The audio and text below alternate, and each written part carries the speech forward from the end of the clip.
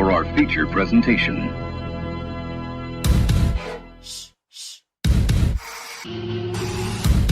For our feature presentation.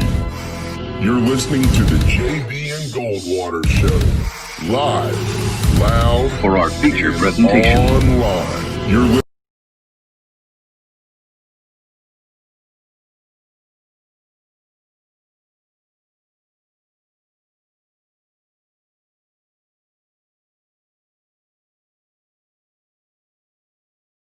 And now for our feature.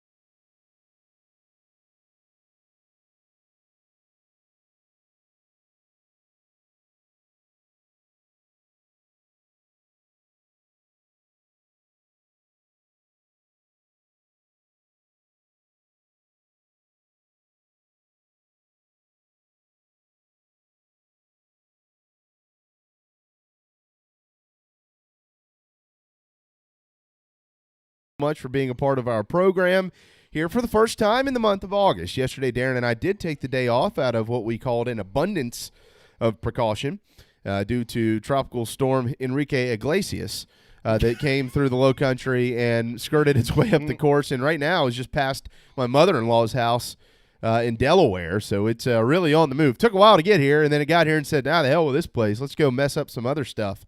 And so that's exactly what it did. Hopefully all of you escaped unscathed. Probably did here in the immediate area. But our folks up the street, Georgetown and north, there is some damage up there. So obviously our thoughts with you as you continue to clean up from the storm. But, hey, Darren. What's going on, man? Well, hopefully football season's going on. I do have some breaking news to get to here in just a little bit. Some think we should start later in September. Some think the hell with it. Let's get moving. Okay. And the latter is what we'll begin with here in a moment. But first, coming up at 12:30, Lawton Swan with Clemson Sports Talk. He'll join us. We got some Tigers news to get through and we will also preview the offensive line group for the Clemson here in 2020 with Lawton. At 1:30, Gene Sapikoff with the Post and Courier. He will join us. There's a bunch to get to with him today, including the demands that have been made by the Pac-12 players.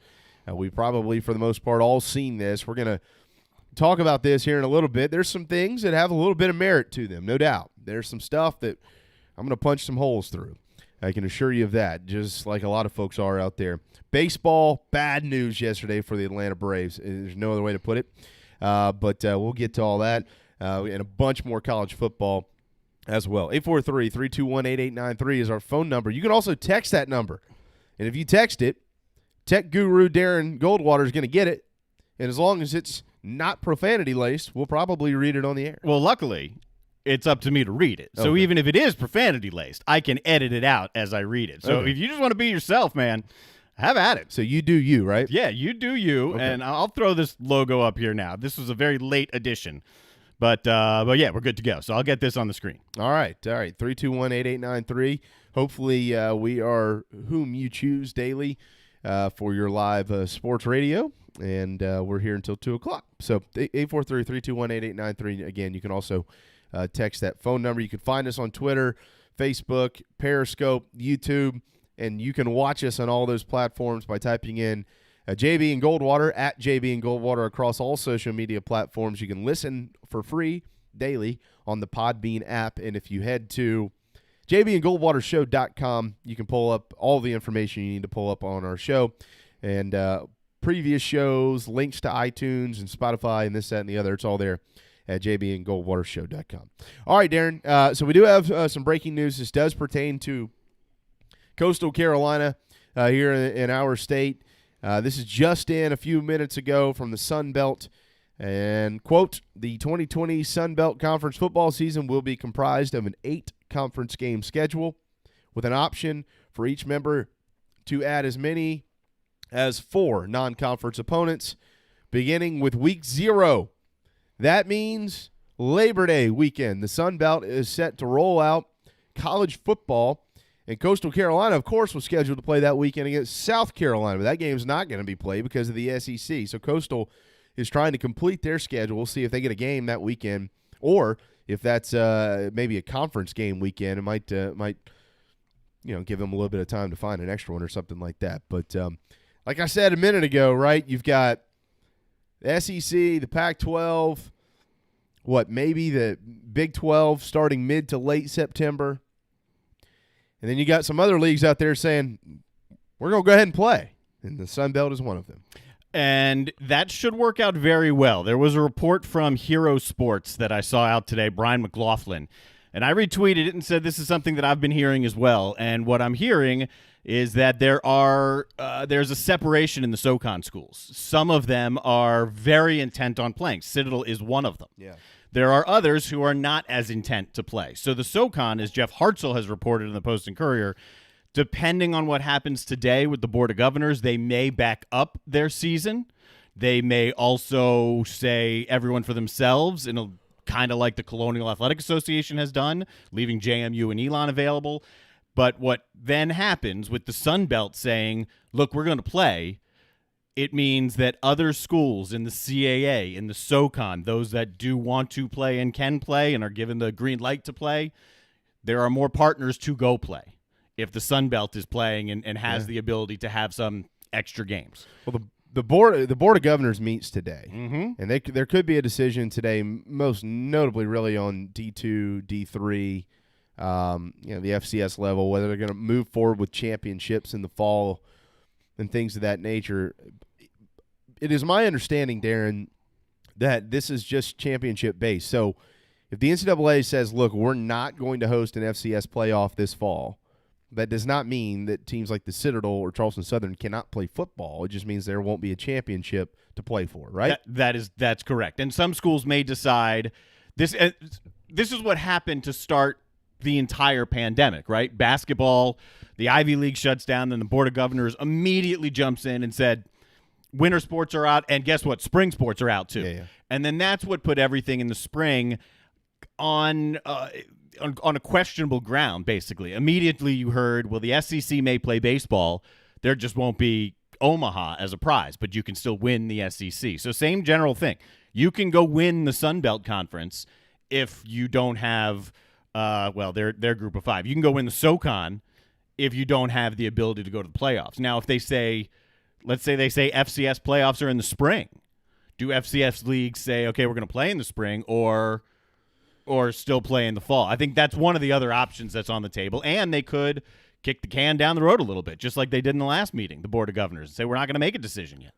Well, I mean, that's kind of what this comes down to, right? I mean, if the Board of Governors said we're going to cancel a fall football FCS level championship, but we're going to play it in the spring, well, that's going to force the hand of the Citadel and others. I mean, why would you attempt to play in the fall when you can play in the spring and play potentially to get into the playoffs, which obviously we know financially speaking it's much more rewarding.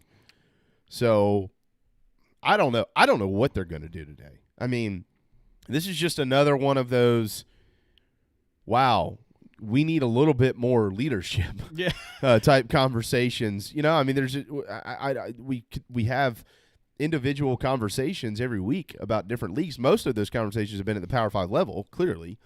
But obviously for teams that we're concerned with in our neck of the woods, like CSU and the Citadel, you know, they're making conference decisions and still don't really have a clear idea of what the Board of Governors is planning to do with the championship that they might try to qualify for. That's right. So that seems to me, pushing things into the spring seems to be forcing the hand a little bit. I would rather them say, look, there aren't going to be fall championships, or there will be, or we're not going to make a decision yet. But pushing it into the spring really puts teams and schools and leagues in a really bad spot. Yeah. Tough times, no question. The Big 12's announced a 9+1 model, so they're going to get 10 games in this year. What does that +1 look like? Because it is +1, will they try to schedule with the ACC? I would venture a guess they probably will. There will probably be some teams that try to play a Power 5 game, maybe. We'll kind of wait and see. We do know this. Just a little while ago, Army and Oklahoma, that game has officially been canceled. So Army now has, I think there's like 3 holes in their schedule or something that they need to try to figure out. And Oklahoma, of course, they got that would be their non-conference game, so they're going to have to fill that with somebody. This is just a consistent carousel. It just churns and turns and turns and turns and never ends. The more we know, the less we know. I know. I mean, I really have no idea what this thing's going to look like. I do know this. The Pac-12, there's rumors that there's well over 400 players, Darren, that are involved in this list of demands that they have, I think, now officially sent the league office. I think it's finally gotten to them. They did release it on Sunday morning at 8 a.m. on the dot, our time, 5 a.m. Western. It's a very calculated group. Yeah. There's certainly some leaders in this group. There have been some players who have spoken out and said, I support the group, but there's some things I disagree with. There's clearly players in here who agree with everything. Let's just, kind of cut to some facts here. Not all this is going to work, and they're not going to get all this. So maybe that's the point in their negotiation. Let's ask for as much as we can and see what happens. I don't know. I am, when it comes to health and safety protections or protocols, if the players feel like they are somehow being left out to dry, or they've been left hanging, or they don't feel safe, they've got every right to bring whatever their concern is to the table, and they should. There's no doubt about that. Maybe there are protocols in place that they just need clarity on. Maybe they want more protocols in place. I mean, everybody's probably a little bit different on this. This is the way it reads with COVID-19. Allow option not to play during the pandemic without losing athletics eligibility or spot on our team's roster. As far as I know, nobody was ever going to lose athletics eligibility if they opted out. So clearly that's already been taken care of, right? Yeah, almost every league. I think every league has said that. Yeah. And, I mean, that's a pretty common sense thing. I'll let you get through the rest of it and what they're asking for. I'm not saying that they're wrong. Obviously they're right. It might have just been, look, let's make sure that it's in the document, to make sure that it doesn't happen, just to kind of double down, so to speak. Prohibit, void COVID-19 agreements that waive liability. I thought everybody had withdrawn those as well. I know Tennessee did, and I know that there was another school in the Pac-12 that I didn't even know those were widespread. I thought it was only a few schools who had elected to even try this. There are some that have them out, and some and there are different names. So some are calling it like a liability waiver, but essentially it is, look, sign this. And in order to play, sign this just to waive some responsibility. But there's been plenty of chatter saying, legally speaking, like, is it really even possible? Are these things even possible to hold up in court? Yeah. And that remains a question. Yeah, I mean, I would just think, look, if you choose to play, you choose to play. If you don't play, you don't play. I mean, but All right. Mandatory safety standards, including COVID-19 measures. Now, player-approved health and safety standards enforced by a third party selected by players to address COVID-19 as well as serious injury, abuse, and death. So, what they're saying is, obviously there are health and safety protocols that have been in place in the Pac-12. What they're saying is, the way that I'm reading this, Darren, if I'm wrong, correct me here, they want something different that they choose, not the schools. So, how's that going to work? I think the big takeaway for me here with the Pac-12 is that they're basically saying, look, in order to create change, and there was one big part in this. I mean, if you're going to put together some type of union, some type of player force, if you don't want to call it a union per se, throughout history, the only way for that to happen is a work stoppage. Now, we don't want to get to that point, right? Nobody's interested in getting to that point. But what these guys are saying is there is an opportunity now, because of COVID, because of the social justice reforms that are going on. They're wrapping everything in together, how it is all related. Right. And what they're saying is, look, there needs to be some type of compensation. There needs to be some type of fair game here, because we're putting our lives on the line. We're putting ourselves at risk. So allowing us to put ourselves at risk without compensating us or further compensating us, however you want to deem it, what the scholarships may be or may not be. But you can relate it to baseball. Some of the guys, like Snell, why should I go out and play if I'm forfeiting some of my protections while playing in a time where it's one of the more dangerous times to go out and play? That's what these guys are saying in the Pac-12.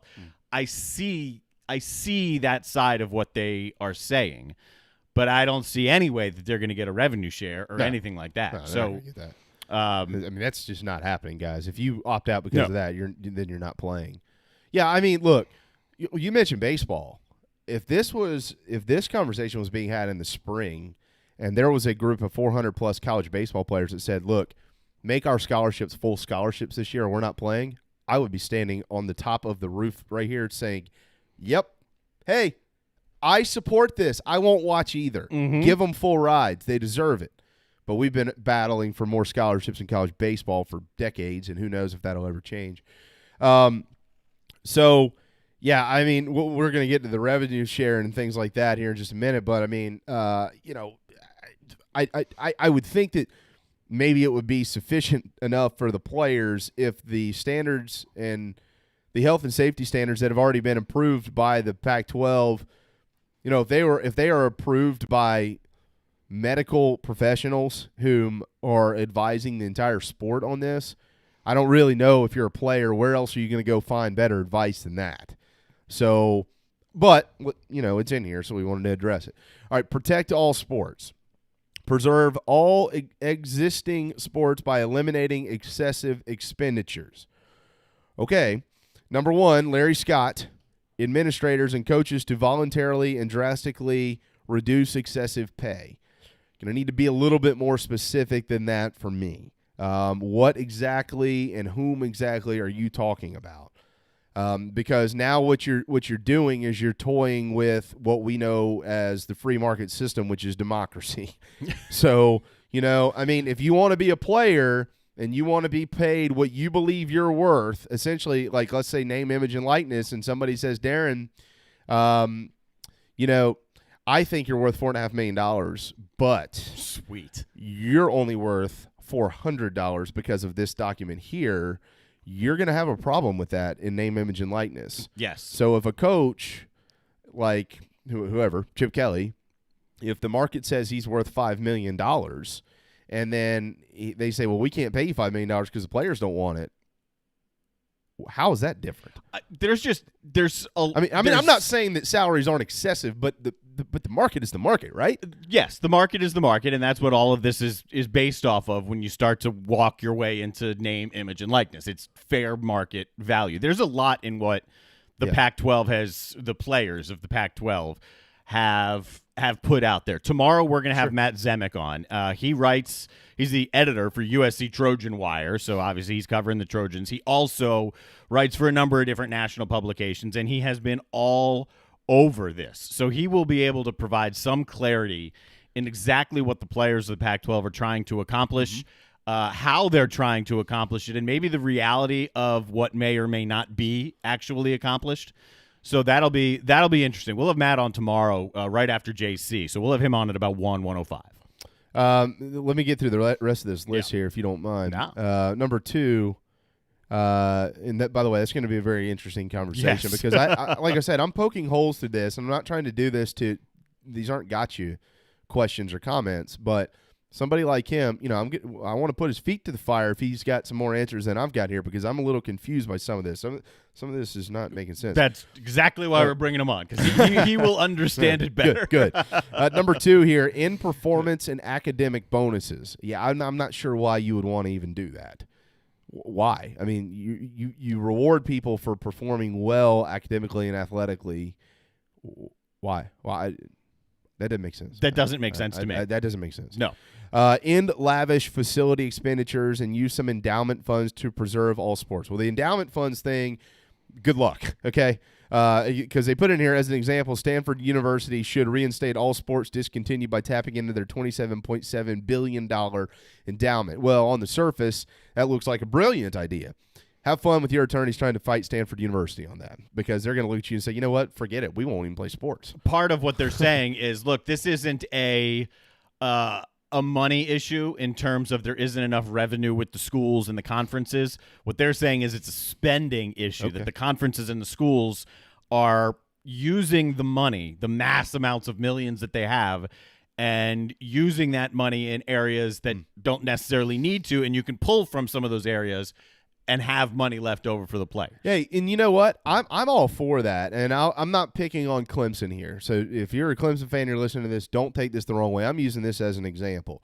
Do we really need putt-putt courses and basketball courts and slides and water parks and things like that in our indoor facilities? No, we don't. Do we need game rooms and barber shops like they have at South Carolina? We don't need that. Do you need a recording studio that Darius Rucker donated, by the way? Nah, you don't need that crap. But you know what? These are the things for years that the players have wanted, so they gave it to them. So, I mean, I don't know what these facilities look like in the Pac-12, but at some point in time, players said, oh, we would like this, and we would like that, and we would like this. And they are lavish expenditures. And, this isn't the day of Bear Bryant throwing you out there and rolling a football around in a bunch of cactus, basically, and you just, Coach, I got something sticking out of my butt. I don't give a crap. Get back in there and take the next snap. These aren't those days. So guys wanted more, they got more, and now from what I am understanding here, if I'm comprehending this somewhat close, they don't want that anymore. Okay, but let's keep going. In racial injustice in college sports and society.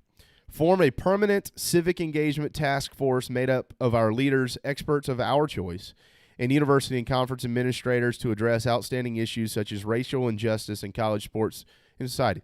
That's fine. I got no problem with that. Yep. I mean, that's fine. And that really is the backbone of all of this. So when you read, and again, that's why we'll have Matt Zemek on tomorrow to help clear some of this up. But the line between the COVID issues and the safety issues and the social justice issues is a very thin, blurred, it may not even exist type of line. Okay. So all of this to the players here of the Pac-12, this is one big topic lumped together that really centers around the social justice. Okay. Yeah, this next one, I don't know enough about a couple of these things, but from the surface, no issues here.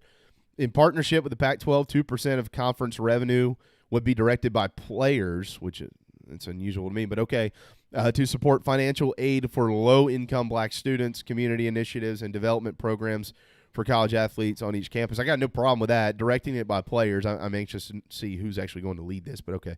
But I have no problem with the point of that. Right. And number 3, form an annual Pac-12 Black College Athlete Summit with guaranteed representation of at least 3 athletes of our choice from every school. which I have no problem with that either. But I'd probably go a step further and say, why don't you just combine the summit for all athletes so we can all kind of figure this out, and everybody can understand each other instead of one room reporting back to the white room, the white room and the black room. That doesn't make sense. Don't y'all all play in the same teams? Just make one summit. And I mean, All right, at number 4 here. This is where you're not gonna get it. Number 1, I don't have an issue with this, and I saw some folks like maybe Cole Kubelik tweeting out things like, "Hey, I'm for this. Medical insurance selected by players for sports-related medical conditions, including COVID-19 illness, to cover 6 years after college athletics eligibility ends." Hey, if there's money to do that to cover you from an insurance perspective as a college athlete for another 6 years, and that's a benefit of going to college and playing college athletics, fine by me. I like that part as well. I mean, it's the same idea as being tenured in a professional league. Yeah. It's just not a lifetime thing. It's a 6-year thing. Fine by me. Yeah, Darren, if you get injured and your career's over, but you stay on scholarship, and then afterwards it's kind of, well, you're on your own. You might still have some medical bills coming from that. I'm okay with that. Mm-hmm. I don't have an issue with that. Name, image, and likeness rights and representation. The freedom to secure representation, receive basic necessities from any third party, and earn money. They're working through that, guys. We know that, but put it. Fair market pay, rights, and freedoms. Distribute 50% of each sport's total conference revenue evenly among athletes in their respective sports. That's not going to happen. Here's the main reason it's not going to happen. There's only 2 sports that are revenue-making sports. They make up 67% of the revenue. College football, men's basketball.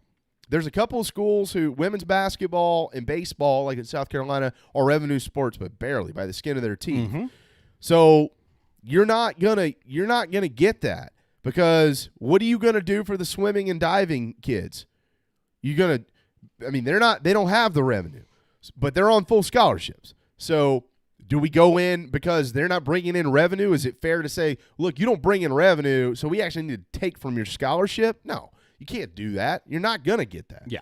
6-year athletic scholarships to foster undergraduate and graduate degree completion.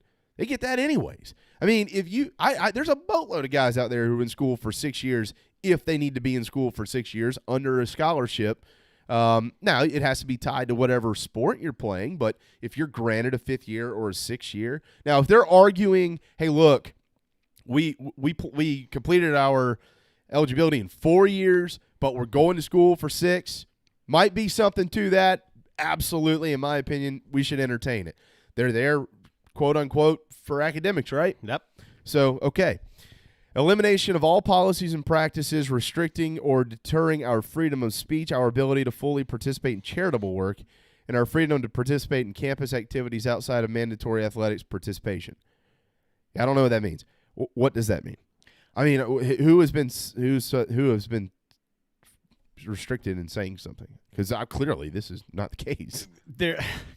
There's just so much to unpack, right? Yeah, like I don't. You have to give me an example there. Like if you've had your freedom of speech, that's in the First Amendment. If that has been violated, we got a problem. Yes, and there's a story out of one of the Washington schools saying some of the players have already taken negative feedback from the coaches, saying that they're a part of this group, and the coach is like, well, that's going to affect your status on this team. They've walked that back. Remember, Northwestern tried to unionize at one point. They tried to do this group of players, for lack of a better word here, tried to do this at the Final Four a couple of years ago, but they did it too late. It never took hold, so they never really had a shot. And now they feel like this is an opportunity to at least make a difference, make some changes. I mean, their ability to fully participate in charitable work, has there really been someone that said you can't participate in charity? Well, some of that does fall in the name, image, and likeness thing, because, yeah, you can't necessarily have your name tied to certain things. Well, I mean, up at South Carolina, Jay Urich just opened his own non-for-profit. Yes. So there are ways around it. Okay. It's just you gotta do it the right way. I'm not trying to be a jerk. I'm literally trying to understand some of this. I totally get it. All right. Ability of players of all sports to transfer one time without punishment, and additionally in cases of abuse or serious negligence. The latter part of that, absolutely. The front part, I mean, that's probably where it's headed anyways. I would probably tie something to that, like, hey, if my coach leaves, I should be eligible to leave if I want to. I think it's kind of bad if you just say, yeah, you can leave whenever you want to. Yeah, I don't know, but we'll get to all this later. I just want to make sure I read it all. Ability to complete eligibility after participating in I like this. After participating in a pro draft, if the player goes undrafted and forgoes professional participation within 7 days of the draft. I'm all for that. If you don't get drafted, you should be able to go back to school. Absolutely. I mean, your job is to go to school and to be an athlete. And if you are not selected, now I understand the problem with it. You might have everybody saying, we're going to put our name in the draft. I understand that issue. I get it. But I also think there's something to it where, kids should be allowed, if maybe his scholarship is still available. Like if there's still an opening, you're welcome to come back to school. I'm all for not getting drafted and coming back, but what you just hit on is the big issue because coaches have to prepare. They have to plan. They're recruiting. They're trying to figure out who's getting what scholarships, and that's one of the biggest hurdles about that. Yeah, absolutely. Yeah. And then number 6 is due process rights, which I think we all know. Due process, fair treatment in the justice or judicial system. So, certainly some holes to be poked through some of this stuff. I think some of it's garbage. Some of it's really good. There's much more to the statement that we did not read. A lot I disagree with, a lot I agree with. So it may be a step towards some quality change in college athletics. There's probably some stuff in there that if you change it, you're going down a really dark territory. There's a column today in the San Diego Union Tribune that I read this morning twice by Mark Ziegler. And this was yesterday morning, excuse me. I would encourage you to read this. The headline is this: it's time for college sports to tell athletes, take it or leave it. Now, the column is not as harsh as the headline is. The column actually has a bunch of really good information, and I have printed off even more information that we're going to go through in just a little while, because what a lot of folks don't understand is theoretically, if you actually went and took, say, half of the revenues, remember there are expenses too, don't forget about that, but if you took half the revenues and just spread it out across the conference, kids make about $40,000 a year or so. Whereas their ride is way more than that. Yes, it is. And so the question that I would pose is this, and I know we got to get a break because Lawton's up. Why not allow them to choose? Look, you can either take money or a scholarship. You can have the scholarship, which is you don't have to worry about anything, or you can take a revenue share. Why don't you put a poll question out and see how many college athletes answer it and what they say? I think it's real tough to draw a line in the sand like that because it's not really apples to apples that you're comparing. Again, this will be a good conversation to have with Matt tomorrow because the full ride is covering a lot of different things. A lot of different things. Yep. None of which is compensating the players for what they are earning the school. Right, but name, image, and likeness is coming, right? Name, image, and likeness is coming. We'll see exactly what it looks like. This could be a part of it, but it's not exactly – I don't think it's fair to say it's an A or a B choice. I think a combination of both is where we're going. So and where we should go. Am I understanding this correctly, just to make sure? The players want their scholarships, they want revenue share, and they also want name, image, and likeness. Okay, and the Pac-12 in this instance, what the Pac-12 players are saying, yes, that's what they want. They're never going to get them. No, they're not going to get a revenue share. They're not going to get a revenue share. No. But will there be financial benefits to players outside of scholarships?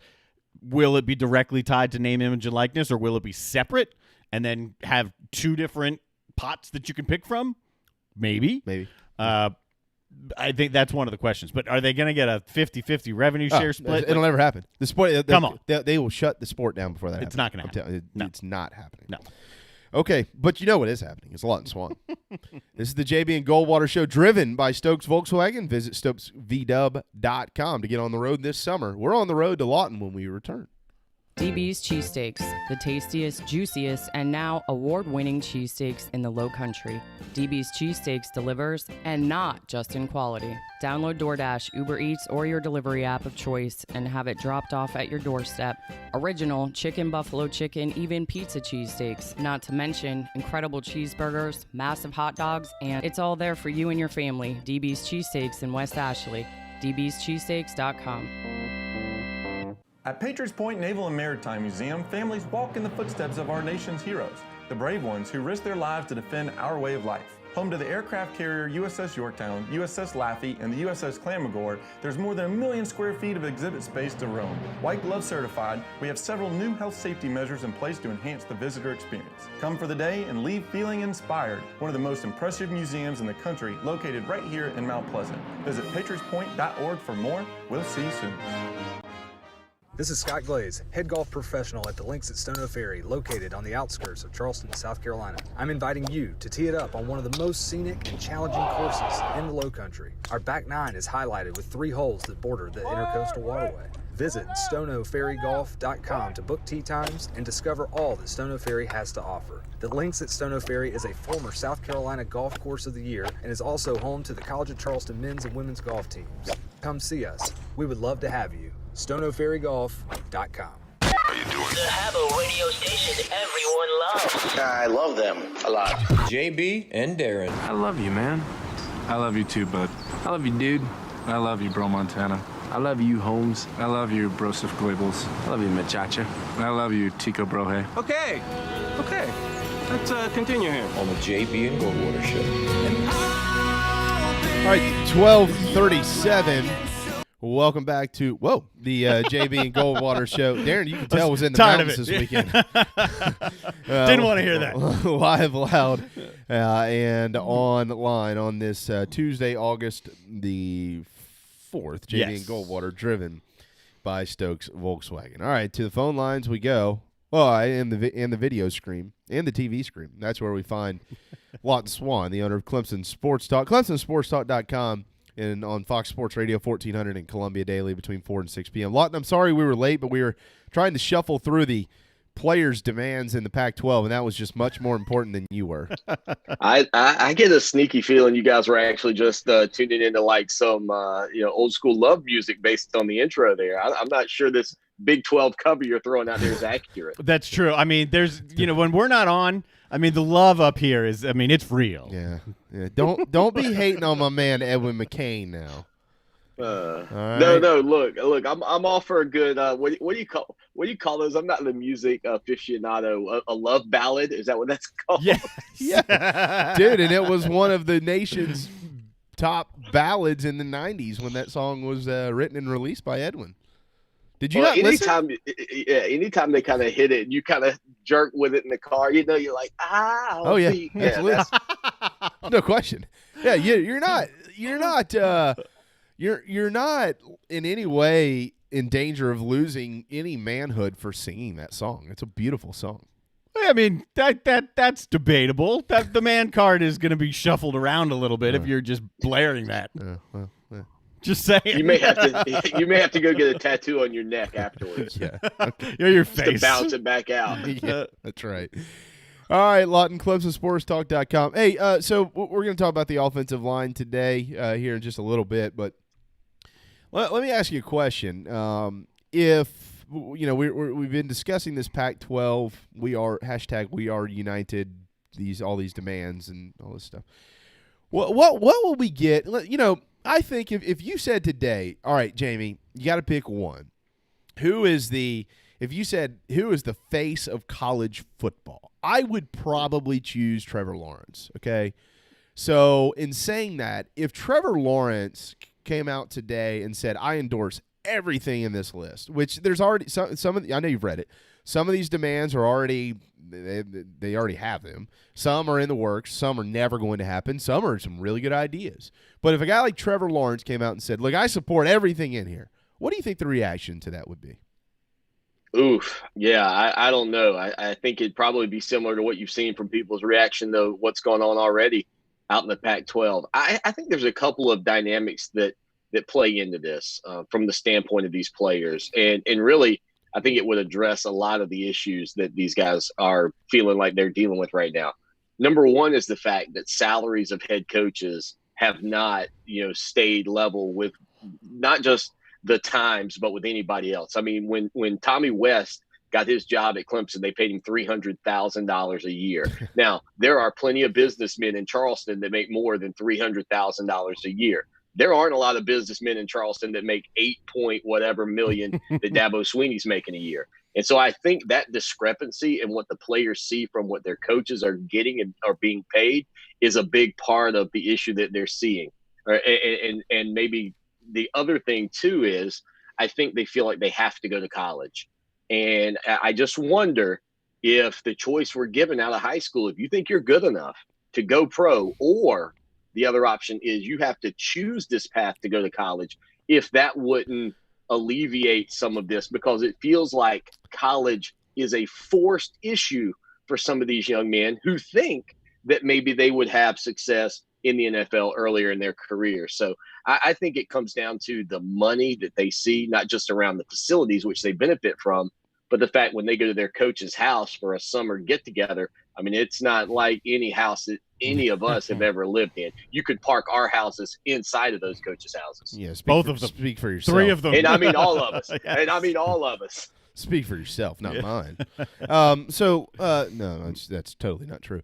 Lawton, so if there was a true minor league system of sorts for the NFL, do you think that would solve some of these issues? Would college administrators be much more prone to saying, look, we're not doing any of that. We're going to keep doing exactly what we're doing. If you want the money, go play there.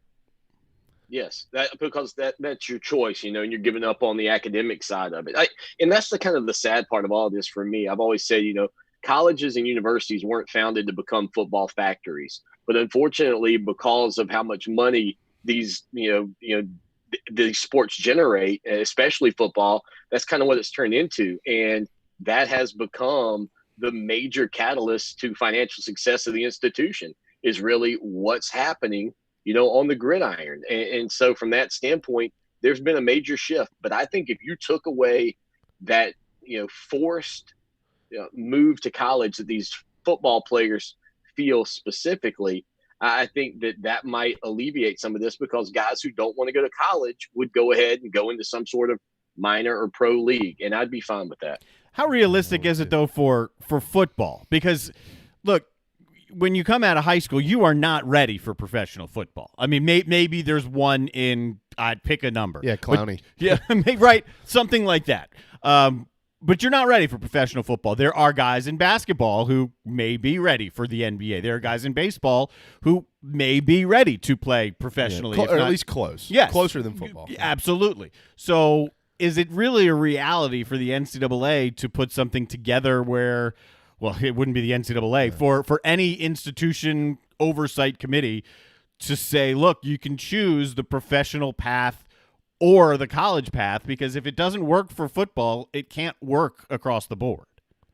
Yeah, I think you'd have to figure out how to make that work. And I think the reason I think it could work, honestly, is because you're really then putting the choice in the player's hand. And if they choose college, then that pretty much, dumbs down and shuts up these conversations that exist, because you could always look at the player and say, you had a chance to go pro right out of high school. This is the path you chose. So I think it alleviates it from that standpoint to a degree. And then on the flip side of things too, I think that, you look at a guy like you mentioned, Clowney. He was the first name that popped in my mind. I don't know if he would have started or even played as a rookie, but I think you get to the NFL level, you go ahead and get paid. You start learning your craft from some guys that are in the league. I think the same thing goes for a guy like Trevor Lawrence. I think there are quarterbacks that are good enough to go to the NFL, be a backup, learn from veterans, not necessarily be the guy that plays every day, but in the few years that some of these guys sit behind a starter collegiately, I mean, they could be out there learning, I guess, at the NFL level. So it's just one of those things that I think we'll all have to keep our eyes on. But I think that would alleviate a lot of it if you just said, hey, guys, look, this is the path you chose. Right now, this is the only path they have. You either go to college or you just go work somewhere in your local community, I guess, and never go to the NFL. But, the forced path towards college football, I think is the big hiccup that you're seeing with all of this. Yeah, and you mentioned Dabo's salary just a minute ago, and I kind of poked holes in this with Darren a little while ago, and Darren, I think you understood what I was saying here. I mean, players, we're working through the kinks of name, image, and likeness. That's coming at some point in time. But what a player would not, the exact thing that they're arguing is we don't want the NCAA in charge because we don't want the NCAA telling us what we're worth. Where college football coaches right now, yeah, they have agents. I mean, I think Coach Muschamp is represented by Jimmy Sexton amongst a bunch of coaches out there. All major coaches have agents. Yeah, most all of them have agents. Yes. Some don't, few. But most do, but to get them the most money, because that's what the free market says they're worth, Lawton. Like, we might not agree with it. Like, somebody said this to me not too long ago. Dabo Swinney is not worth $90 million. I said, actually, he is, because that's what the market says he's worth. So, I mean, I'm not saying that college football players, I'm not just going to squash every little, demand that's out there and saying, well, you don't deserve a dime because you're on scholarship. I'm not saying that. But what I am saying is if they're going to bring college coaches into this and say, well, they make too much money, yeah, well, you don't want people to tell you that you're going to make too much money. So that argument for me has a bunch of holes in it. Yeah, I just think, and for whatever reason, I think it's tough to justify what these coaches make, whether or not we believe that's what they're worth or not. I mean, I know what they generate and bring into the school, but once they're gone, they're gone. It's not like they're the founder of Apple or a CEO that's going to be around forever and they jump around and move. And so I just think that at some point, I really don't know when it was. I'd love to be able to go back and sort of research when did we start to see it not just grow, but I mean, you think about it. I mean, we're all old enough. We remember Tommy West coaching the Clips. I mean, he's making $300,000. That was his first salary. That was good money back then. It'd be great money today for me. I'd take it in a heartbeat. But man, to see how quickly it exploded, I think is the real thing that bothers a lot of people about it, because it went from being a guy that you knew was making more money than your average businessman to a guy that's making more money than most people in the United States of America. And that's a pretty big shift, especially for these young men who are going to college, playing for free. You had mentioned that they're going to change that, and they're getting their education. I mean, we know all the perks. I mean, those guys had the best shoes. They had the best clothes. They had all the swag, all the gear, everything. They go to a bowl game. They get the pick from a $5,000 recliner. I mean, all kind of ridiculous loot they get just being a part of these programs if you're a part of a successful program. But I do think that when those numbers exploded and got more zeros on the end, the tenor of these conversations from the player standpoint shifted quite a bit. Lawton Swan at Clemson Sports Talk on Twitter. Clemson Sports Talk daily, 4 to 6 p.m., airing out of Columbia, South Carolina. Originates on Fox Sports Radio 1400. Any rumors in the upstate of any potential opt-outs that you've heard to this point? None that I've heard of yet. I mean, honestly, and I think that as long as you play in the fall, I think at a school like Clemson, those numbers will be minimal. I think if you move to the spring, those numbers will rise considerably. Lawton, there was an article. There was an article in the Washington Post Friday, I think. Maybe it was over the weekend, and it was from audio that was obtained from a meeting in the SEC. It was a teleconference with a representative from every school in the SEC. Sankey was on the call, the commissioner, and there were medical experts that were on the call. And clearly the players were raising questions. The idea that the comfort level of players is just, hey, let's go, let's all aboard. That idea is not correct. I mean, and this audio was pretty clear in showing that. Was there any kickback on the ACC side or the Clemson side? I mean, that's as close to an SEC school as you can get without being in the SEC. I wouldn't say necessarily any kickback, but I think that's how a lot of these players feel. I mean, you saw DJ Uiagalelei tweet some stuff about it. You've seen, Trevor Lawrence more so with sort of the Pac-12 thing saying, great statement, et cetera, for one of the guys from, I think, Washington who put together like his own little piece about, his thoughts on everything. But I do think that the mindset that, you kind of hear comes from the athletic departments, and they're ready to roll because they got to make the money. And then I think the players on the other side are looking around, and some people might label them as alarmists because they read the news and they see what's happening and they get concerned. But the reality is, man, if I'm a starting quarterback or a backup quarterback collegiately and you get COVID-19 and let's say it has some long-term ramifications for your lungs, maybe that strips you of your opportunity to, have a big payday down the road. And these kids understand that their value is not in showing up this year. They're not getting paid big money to show up this year. And so I think they look at the long-term effects and go, yeah, we don't know enough. And I'm concerned about my health because I want to get the type checks that we've been talking about these coaches are getting right now. It's easy, man, if you got that big check coming in the bank every month to say, let's go get after it. That's why I encourage the NBA to go play. That's why I encourage the NFL and Major League Baseball to play. Those guys, they can opt out if they want, but they also have a comfort level that many of us will never have in that standpoint. But, man, to tell these college guys to get out there and go play just so that they can entertain us is a pretty tough sell right now, I think, just from the standpoint of the concern of the student athlete. Before we get to the offensive line, any news on the 11th game with the ACC or with Clemson, their non-con? It's funny, man.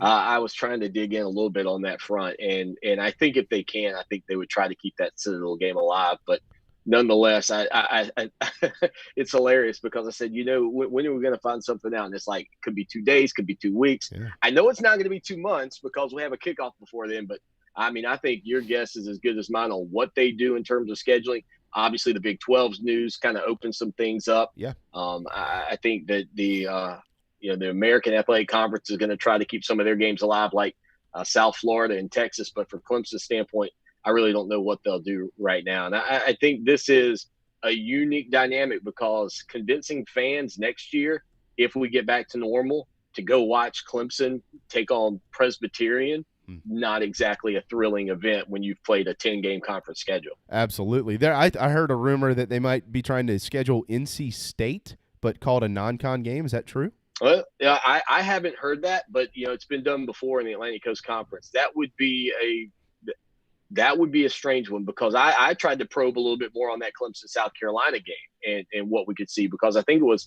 1952, the legislature, that game wasn't going to happen, and the legislature in this state made it happen. And I made the argument, look, if you could get the legislature to say, hey, we've got to play that game as a state law, perhaps South Carolina could play it before the start of the SEC season outside of the SEC start date and play it with Clemson early on. But I mean, that would be the only way I could maybe see that Palmetto State rivalry game existing this year. Yeah, that would be going against the advice of medical experts in the SEC who recommended that 26 start date in September. And I don't know that South Carolina is willing to do that. Even though they wanted to play the game, they were the lone dissenting vote. But I don't know that they're willing to bend those rules. Lawton, how about this? We've heard on this side a lot about the South Carolina fans, right? I mean, endlessly since this news came out about the SEC and now the Palmetto Bowl isn't going to happen. We haven't talked to you since then. Are Clemson fans as upset as South Carolina fans are? Because taking the pulse of South Carolina fans, there are some who understand. There are some who say, look, it's for the best. It's 1 year. Okay. But the majority, the pulse is boiling at the moment. Is it the same with Clemson? Yes, absolutely. I think, we polled people and said, would you want to play that game in the opener? 95% said yeah. 95% said they'd play it in the opener. And that's a poll that would never yield towards 95% towards playing it early. The other thing that I think is concerning a lot of people right now is I don't know if they're going to play the game next year. I don't know if Clemson is going to be willing to give up the home game that they would have gotten this year with South Carolina to go play in Williams-Brice again. I mean, I could see these two teams not playing for 2 years and Clemson saying, hey, you come back to Death Valley and we'll call things square. Yeah, that's that conversation. Once football season kicks off, finally, that conversation will begin, I think. And D-Rad and Ray respect each other a lot, but they both are going to hold their ground on this. There's no question about that. Why can't they just reverse it? Why can't they just say, all right, look, we'll just swap it back? Because you've got set game, like Clemson already is receiving 6 home games next year, right, Lawton? Because they have a neutral site contest. See. Okay. South Carolina would lose a home game, which they don't want to lose that revenue. Yep. Yeah, you're that's a battle. I mean, that battle's coming. And that's where Clemson's kind of got the upper hand on it right now, unfortunately for South Carolina, who fought to keep the rivalry alive because of the fact that Clemson could say, look, our league said we were going to play. Right. You guys couldn't convince your league to play. We're sorry. Yeah. It's that battle's coming. There's no doubt about And, that. and it's and also at that point, guys, the streak. It's not like you're busting up some 111-year streak. I mean, that's already been done. You're keeping a zero. It's going to be ugly, I think, next year. Yeah. That decision is going to be an ugly decision. That's going to be. Yeah. It doesn't matter which way it goes. Someone's going to be bitching about it from the other side. No question about that. All right. So, we were going to talk about the offensive line today. We've only got about 3 minutes left. Real quick, who starts who starts day one? Oh, man. So if I'm looking at the starters, obviously, I think Cade Stewart at center. I talked not long ago with Sean Pollard, the former center. He said, man, Cade Stewart is a monster. Nobody's talking about. Jordan McFadden, I think, is going to replace Tremaine Ankrum, at the right tackle position. Obviously, Jackson Carman, I think this will be his final season playing left tackle for the Tigers. And then I think Will Putnam's, maybe another guy to kind of keep your eye on and see how things go. But Matt Bockhorst, another big name to watch. I mean, these guys are, here's the thing that's great about what Clemson's been able to do. We talk about the depth. You always talk about the skill position guys. But during this entire run, even though some of these guys are younger, they've been able to kind of work them in and get them plenty of playing time. So from that standpoint, I think that Clemson finds themselves in a pretty good spot because they've got experience, even though some of these names aren't as well known as guys like Gage Cervinka and others from a year ago. 15 freshmen or sophomores on this year's roster on the offensive line. I mean, it is just stacked for the future. The guys who you just mentioned, if they end up being the starters, it will be an upperclassman laden group. I think all juniors and seniors, maybe with the exception of Putnam. He's a sophomore. But nonetheless, another fantastic group. We've said this 1,000 times. If we haven't said it once, Lawton, when Clemson went from really good to elite is when they upgraded permanently both lines of scrimmage. We've talked about the defensive line. We knew that. But the offensive line, that is what gave them the ability to not just win the ACC, but to win national championships. Yeah, I'm going to give you one other name to keep your eye on this year because I think he's interesting. Taquan Johnson. He came to Clemson as a defensive lineman, and Dabo Swinney sort of touted him as the next kind of Christian Wilkins-esque player, just in terms of his personality and everything. They shifted him over to the offensive side of the ball this year, and back in the spring, and he was looking pretty good at the time. And he's got a wrestling background. I think he's fundamentally sound on both sides of the line of scrimmage from playing it in high school. He would be a guy that I would look to see, what he can develop into as his career continues to grow. Good stuff. On Twitter at Clemson Sports, ClemsonSportsTalk.com. What's on the show today, Lawton? Man, we're diving into probably a lot of the same things you guys are, honestly. Is it not the craziest time you've ever lived in? Ever. It's so fluid. Like yesterday, I'm on the air, and then all of a sudden we got a breakout in the major leagues. I got to talk about COVID-19 again. I mean, I could tell you what I'm going to talk about now, but by 4 o'clock, who knows? Could be wide open. Hey, I'm with you. I know. We have our plans, and usually about 11:56 a.m., Darren and I look at each other and go, okay, well, that goes to the top. So it changes rapidly. 4 to 6 p.m., you can listen today. ClemsonSportsTalk.com, Fox Sports Radio 1400 in Columbia. Lawton, where do they listen and watch online? Hey, man, look, we're on twitch.tv/Clemson Sports. I'd love to have some Tigers subscribe over there. Go get it. And then we're obviously on Facebook and Twitter as well. But I wanted to tell people, I hope you guys don't mind, we've got our 2020 fall camp special going. I know 2020 has been terrible. $20.20 for an entire year of coverage. Ooh. We finally made 2020 good. So come over to Clemson Sports Talk and join us. Help us grow. Wow, that is a deal. We'll continue to promote that around here for you as well. Absolutely. 2020 is good, finally. Yeah. I mean, hey, someone's got to do something that makes 2020 positive. So right on. Yeah, I think the show 2020 was all fired up when the calendar flipped to 2020, and now they're like, take it back. Take it back. This sucks. But you don't suck, Lawton. You're pretty good. That's why you're on every week, and we appreciate it as always. And we'll do it again next week, barring another hurricane or tropical storm Enrique Iglesias. Man, I'm glad you guys are doing good. I'm glad you survived it. Thank you, man. Appreciate it. Talk soon. Yes, sir. Lawton Swan in Columbia, South Carolina. Time for a timeout. The JV and Goldwater Show driven by Stokes Volkswagen. Hour 2 coming up. Honey Baked Ham in Somerville and in Mount Pleasant is your home for catering and lunch. Honey Baked Somerville, owned by former Gamecock right-hander Mike Cisco, is just off the interstate and they are ready to cater to your next business or family meal. Plus, drop in for an incredible sandwiches daily for lunch. The Mount Pleasant location is at the foot of the Ravenel Bridge and always ready to serve and cater to your next meals as well. Plus, delivery is available. Honeybake.com to find your menu today. What's up, guys? It's JB. Obviously, things have been kind of crazy with the coronavirus taking over our lives. We're stuck inside with family, finding ways to be creative and probably tapping the liquor cabinet a little bit. If you don't have Patrick Davis's Whiskey Jam in yours, put on your mask and gloves and head to Bottles or Burris liquor stores here in Charleston. The Blackberry is my personal favorite on the rocks, but the original Whiskey Jam is Patrick's. So either way, you're winning with Whiskey Jam. WhiskeyJam.com, PatrickDavis.com.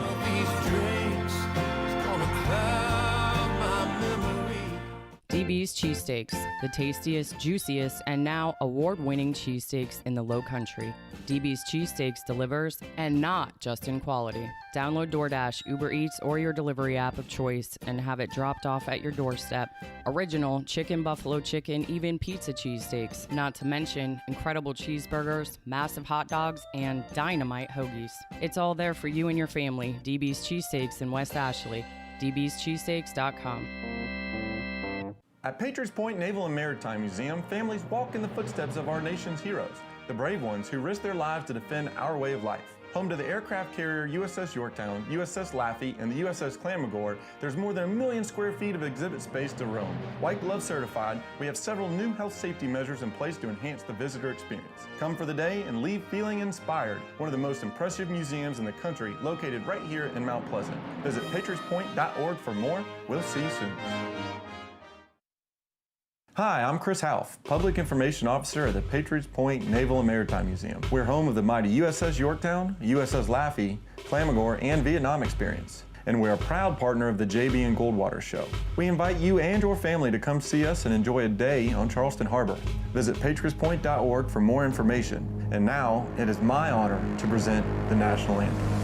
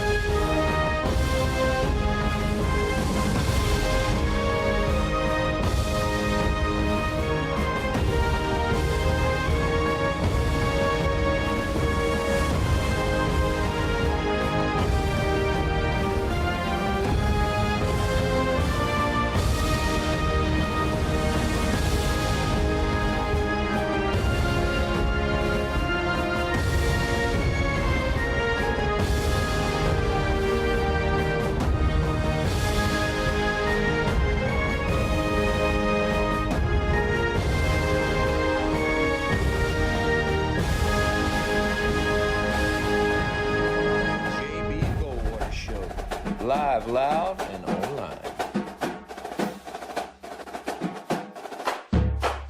All right, 103, welcome back. Hour 2 of the JB and Goldwater Show, live, loud, and online, driven by Stokes Volkswagen. Visit stokesvdub.com for your next ride, your next family ride, maybe the Atlas Cross Sport.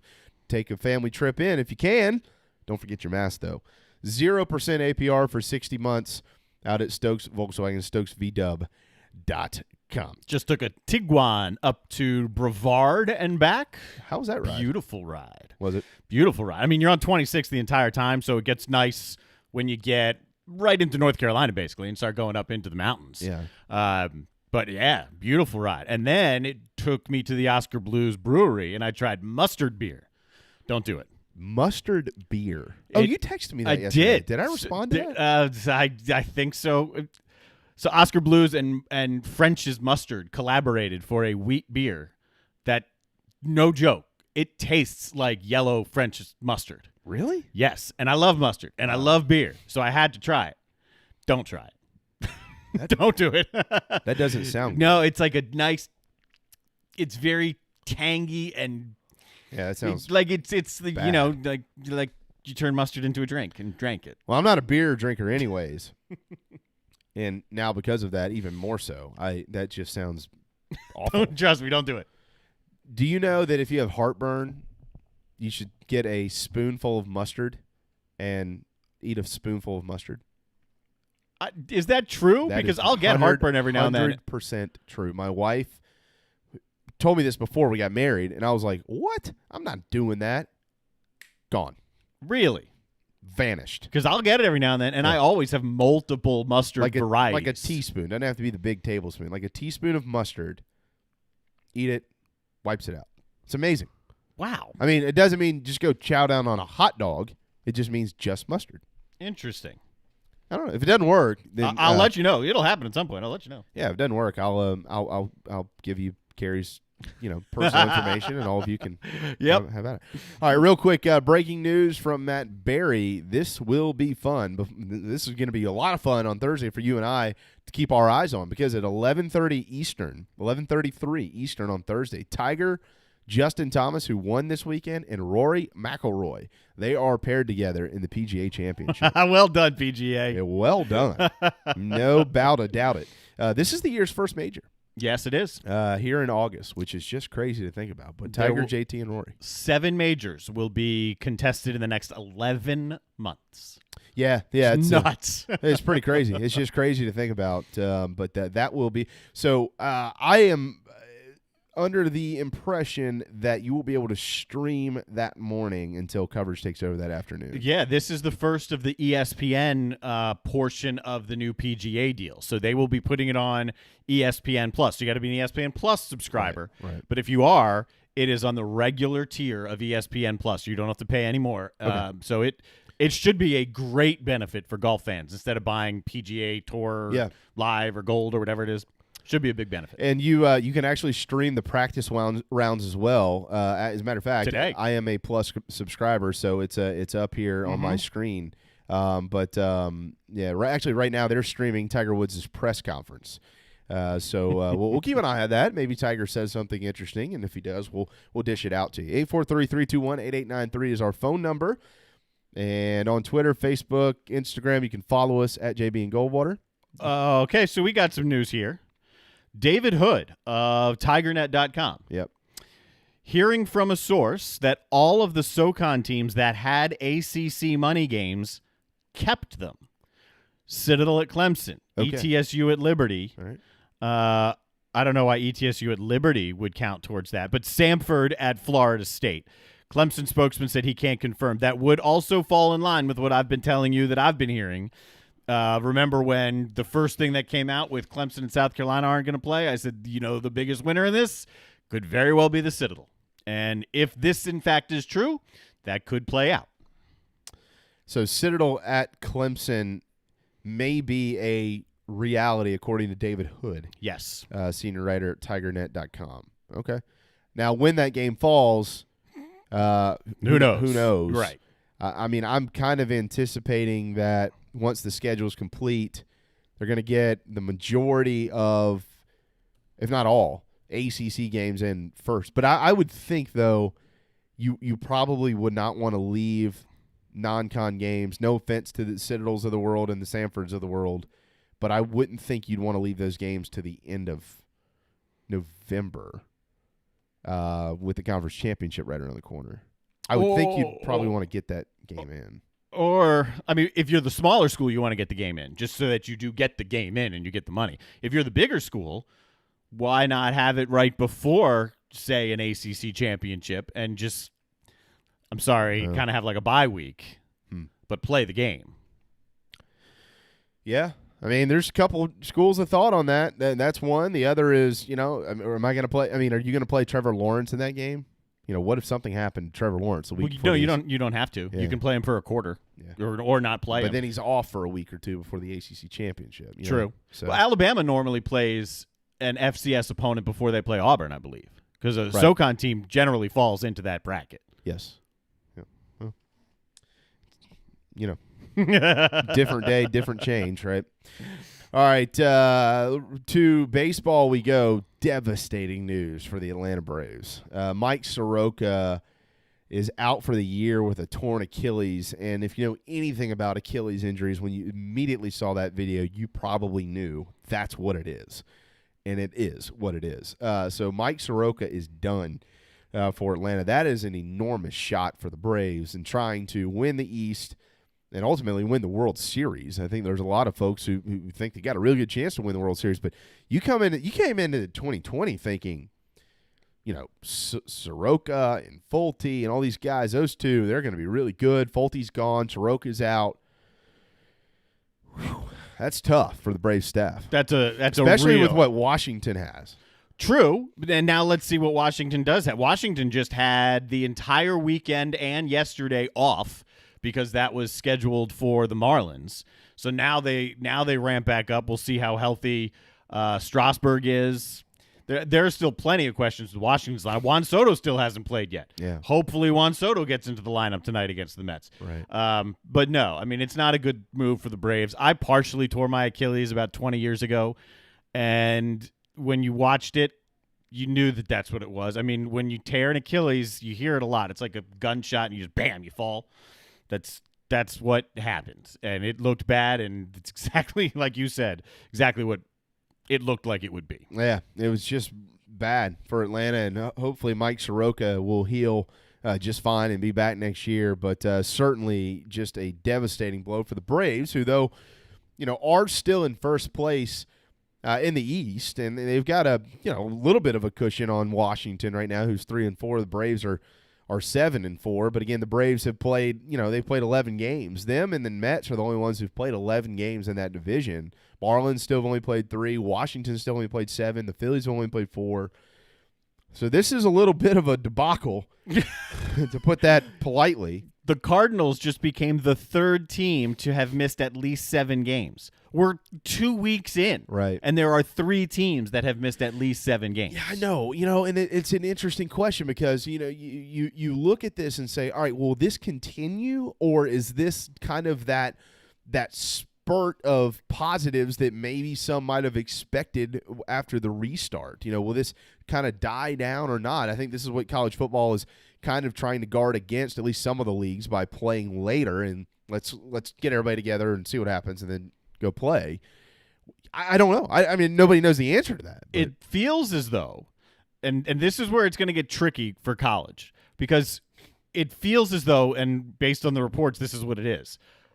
They can trace, MLB has, where these virus outbreaks have come from, right? Oh, yeah. Because the Marlins, they went out in Atlanta, at least some of them, went out when they were in Atlanta for the final exhibition game or 2 before the season started. We know that the Cardinals are having some discussion as to whether or not some of these guys went out as well.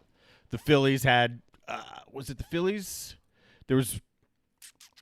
I think it was the Phillies that may have also had a discussion about that. So it's when guys aren't buttoned up, when they're not following the rules. So we're going to need to make sure that these college kids don't go out. They don't be kids. They have to be, you probably got to monitor them 24 hours a day, because some people will adhere to the rules very, very well, like the leaders of your team, the guys who fully understand, the guys who are, sometimes they're going to play, but, they're on the football team and they can go out and have some fun because of it.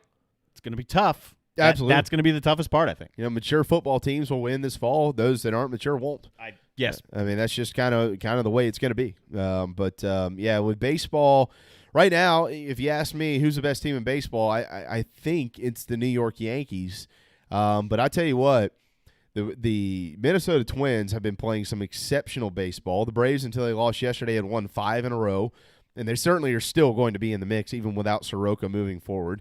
The Cubs sit at 8-2. They've won 4 in a row, and they've got a 3-game lead in the NL Central. How about out west in the National League? The Rockies, 7-2, off to a 7-2 start this year. They've now won 3 in a row, and they've got a 1-game lead over the Padres and the Dodgers. Then again, the Dodgers still the favorite to win that division, but the Rockies and the Padres might give them a little bit more than maybe they were bargaining for, at least to start the season. So Oakland leads out west in the American League. They've got a half-game lead on the Houston Astros, who are still the favorites to win that division. But I'll tell you what, man, The NL Central. I mean, the AL Central. Well, and the NL Central, but the AL Central is going to be really interesting to watch.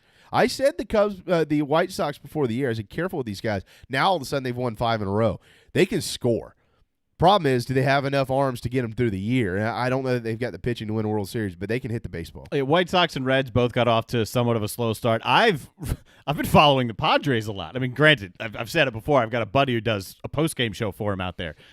But look, their uniforms are sharp right now. Yeah. So if you don't really have a rooting interest, it makes it enjoyable to watch because it's pretty cool. Secondly, Tatis, the son of Fernando. Oh man, yeah, this kid's legit. And the Padres, they've got something. They've got some mojo. They're coming from behind. They're a fun team to watch. They're a very tight-knit group. In a lot of ways, the Padres right now remind me of the Nationals at the end of the year last year. So that's watching them play, watching them have some fun. The Padres are dangerous right now. Hopefully they're not peaking too early, so to speak. But yeah, they are. And of course, Manny Machado's in San Diego.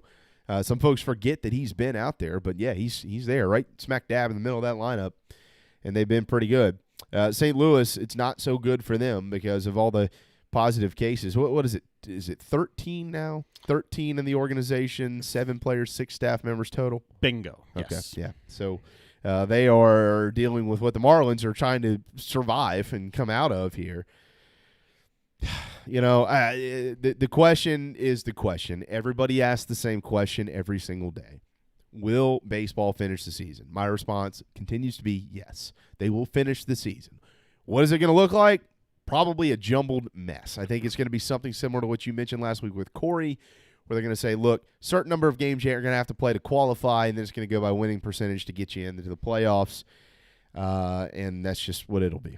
There's no way around that it'll be a jumbled mess because it is right now, and it's not fixable. There's not enough time to fix it. So however this goes, if they get to the finish line, it'll have to be based on percentages, and there's going to have to be you must play X amount of games so that a 2-1 team doesn't get into the playoffs or something like that. Right. And there's precedent. In 1981, it happened. It was a strike-shortened year. Not every team played as many games.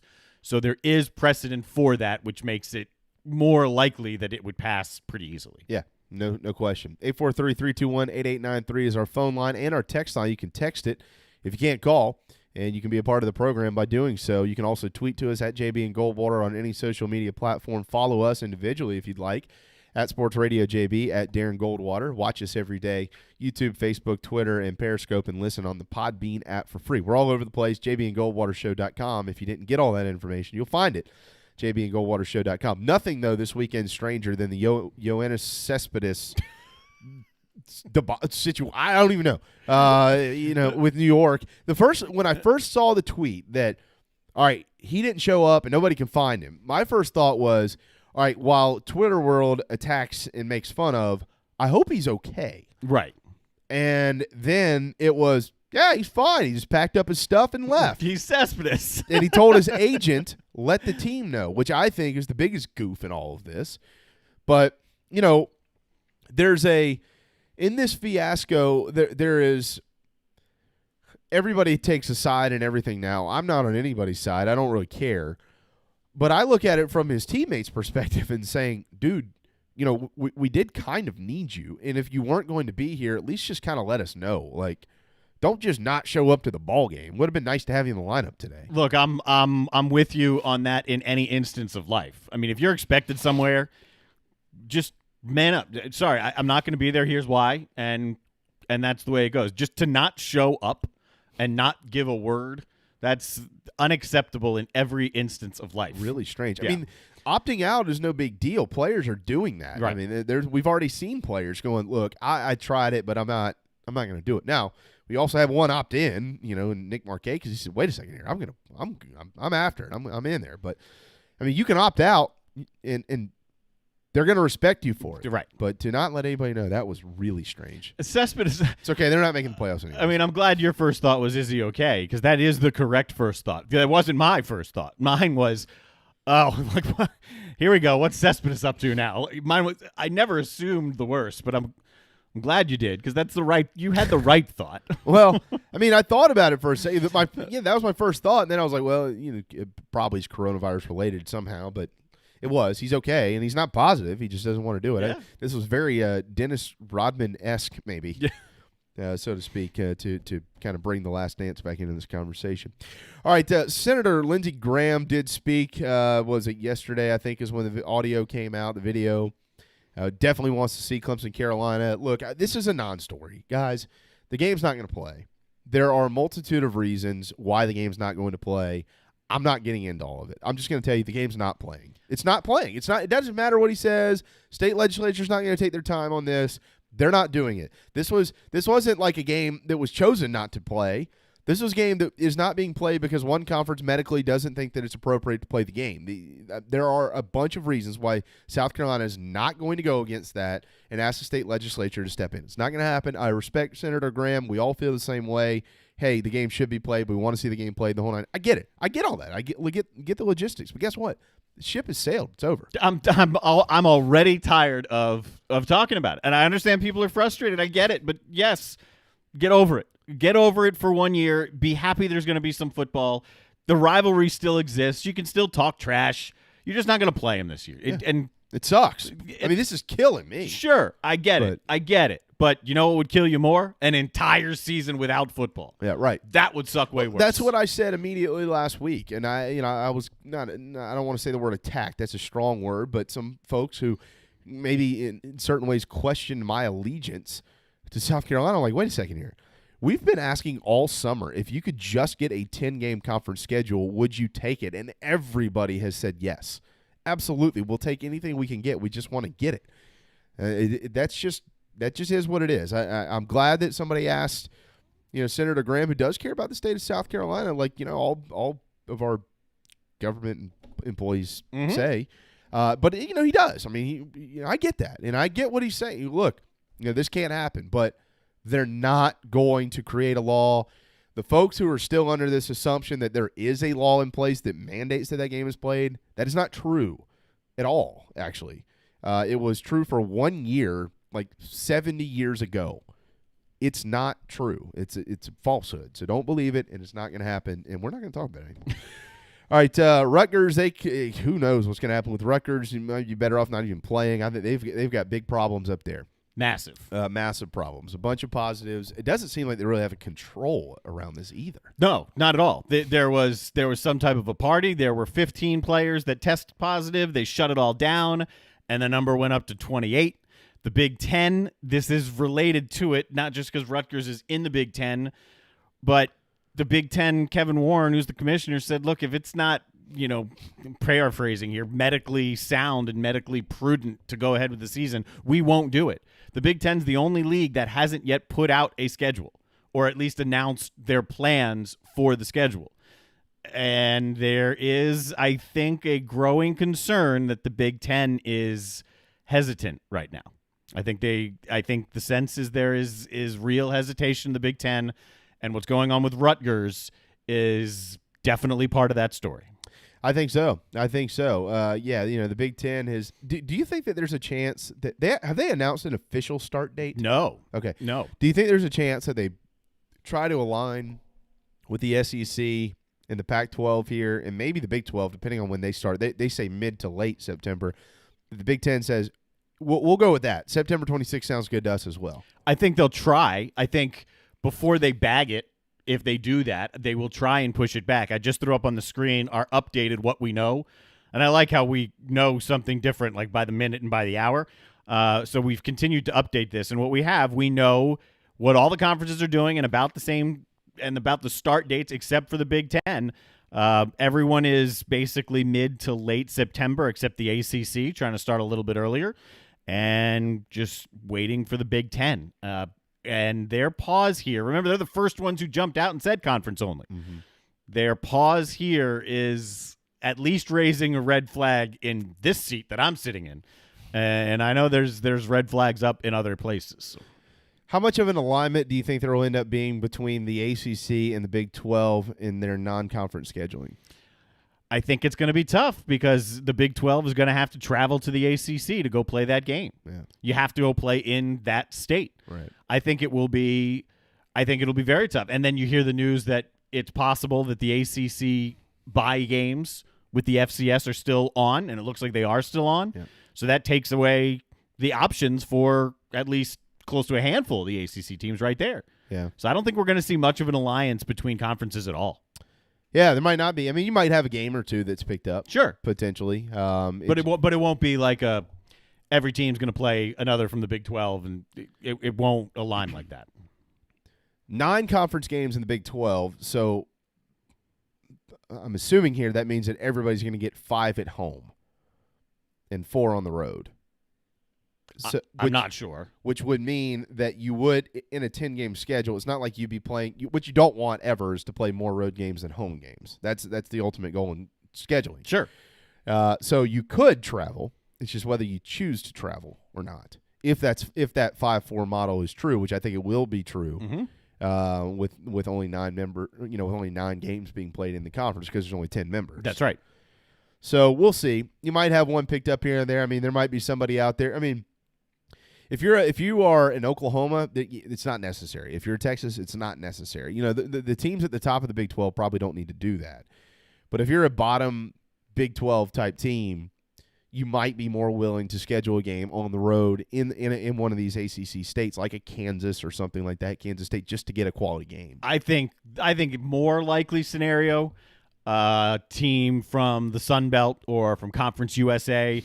I like what Conference USA has done. Conference USA has said, look, you can even play an interleague game and count it as a non-league game. So, I mean, we see that in Charleston. We used to see it more, but Citadel and College of Charleston would play midweek baseball games, and it wouldn't count for Southern Conference standings when the College of Charleston was in the league. Right. Was there the same in basketball? I don't think it ever was the same in basketball, but there's precedent for that, and I think it's a creative maneuver, especially in these times, as we're all trying to conference-wise pick up games to say, look, here's your conference schedule. If you do want to schedule someone else in the conference, travel-wise, logistic-wise, it'll be a non-con game, and that's cool. And you can just, play a conference team non-conference. I know Gene's up next. As we bring this conversation a little bit closer to home, there is a bunch of conversation around who will those 2 additional games be for South Carolina, expected this week, probably earlier than later, to get something from the SEC. Could be today, could be tomorrow. We'll see. There's a bunch of meetings going on behind the scenes. The latest that we had heard, if you go back to the end of last week, is that what they were planning to not do was grab the next 2 on the cross-division rotator, which for South Carolina, that would have meant welcoming the Auburn Tigers to Williams-Brice Stadium and hitting the road to Razorback Stadium to take on Arkansas. Now, could they still play those 2 games? Sure, but it just wouldn't be based on the rotator. But if you played those 2 games and they're on the next 2 rotators, then I don't know why you would schedule those games. At least not the next rotator, which is Auburn next year, already planning to come to Williams-Brice. So I look at it like this. I don't think they're going to go back and forward one year. So I don't think South Carolina would draw Alabama. They're already drawing A&M and LSU. I don't think they draw Alabama because they got them last year. I don't think they would draw Auburn because they're next year. This is if you don't take the next 2 rotators, which would leave 3 teams, Ole Miss, Mississippi State, and Arkansas. So if you don't want to schedule Arkansas because they're on the schedule in 2 years, then does that pin it down to you're going to get in some way, shape, or form Ole Miss and Mississippi State? You're going to travel to Magnolia State once, and you're going to welcome somebody from the Magnolia State once. I love your logic. The question is, does it work out league-wide? Yeah, I don't know. Right. I mean, that's the thing is if you, I don't know because I haven't broken it down, but I would think if you went back and then you went forward, obviously the rotators were already in place. If you eliminate next year's rotator, wipe it out, and then you wipe out last year's ball game in the rotator. Okay. I would think that only leaves a certain number of teams to choose from for all 14 teams. I would think here. We talked about this last week. Trying to use simple logic, but I don't know if simple logic is what's going to be used here, because what the SEC has said is they want a competitive balance to be a part of this, right? To try, but keeping the 8 games that are already on the schedule, just with the added 2, right? Yeah. For the added 2. I want clarity on how that happens, because when it comes out, there are going to be teams that feel like they are huge winners, and there are going to be teams that feel like they got screwed, and it's going to look like they got screwed. And the decision-making process will be fascinating to hear. Well, I mean, and again, that's kind of another feather in the cap of my argument. Oh, yeah. Because South Carolina, if you included Clemson, remember they had, by Phil Steele's model, 7 of the top 21 teams in the country, 4 of the top 7. But when you eliminate Clemson, who, according to Phil Steele, ranked second in the nation, you've got 3 of the top 7, 5, 6, and 7, A&M, LSU, Georgia. So you got those 3 there, and then you got Florida, I think, checking in at what 10 or 11, and then Tennessee and Kentucky, respectively, at 20 and 21. So you would still have 6 of the top 21 teams in the country on your schedule, SEC opponents. They're already there, which gives you one of the top schedules in the nation, if maybe not the top schedule in the nation. So if you're going to do that, and you go, all right, well, we're going to go by strength of schedule this year. Whoa, in South Carolina, they already got one. Let's give them the Ole Miss and the Mississippi States of the world. I don't know. It's going to be interesting to see. It's going to be one of the bigger it'll be one of the bigger head scratchers. It'll be one of the things that really, if you think this Clemson, South Carolina thing has riled up some folks on the SEC side, particularly in Columbia, there are going to be some people who are livid when this comes out. Well, I mean, look, if it comes out and South Carolina, for some off-the-wall reason, draws like Auburn and Alabama, which won't happen, yeah, Ray Tanner's going to be on the phone quickly going, whoa. Yeah, or it could be Alabama, or it could be LSU who feels like they get screwed. I don't know who's going to get screwed. I guess what I'm getting at here, Darren, is I just don't understand how you're going to create an entire schedule based on strength of schedule without redoing essentially the whole thing. I don't get that. They could. That's why there aren't schedules on websites right now, because they don't know. I don't know. They're trying to figure it out. Maybe we'll get something today or tomorrow. Look, I've heard it's expected earlier in the week than later, which would lead me to believe earlier generally ends right around Wednesday. Mm-hmm. So if we don't get anything, then that information is incorrect. It's not incorrect, though, to eat at DB's Cheesesteaks because they are the number 1 cheesesteak, not only in the immediate area, but in the state of South Carolina, but voted on by you, the listener, as the number 1 Charleston's Choice cheesesteak. Avondale, West Ashley, dbscheesesteaks.com for their entire menu.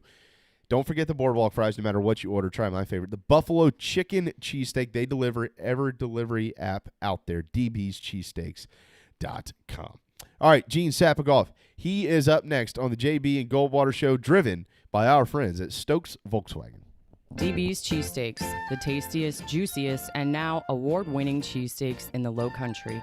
DB's Cheesesteaks delivers, and not just in quality. Download DoorDash, Uber Eats, or your delivery app of choice and have it dropped off at your doorstep. Original chicken, buffalo chicken, even pizza cheesesteaks, not to mention incredible cheeseburgers, massive hot dogs, and dynamite hoagies. It's all there for you and your family. DB's Cheesesteaks in West Ashley. dbscheesesteaks.com. At Patriots Point Naval and Maritime Museum, families walk in the footsteps of our nation's heroes, the brave ones who risked their lives to defend our way of life. Home to the aircraft carrier USS Yorktown, USS Laffey, and the USS Clamagore, there's more than 1 million square feet of exhibit space to roam. White Glove certified, we have several new health safety measures in place to enhance the visitor experience. Come for the day and leave feeling inspired. One of the most impressive museums in the country, located right here in Mount Pleasant. Visit patriotspoint.org for more. We'll see you soon.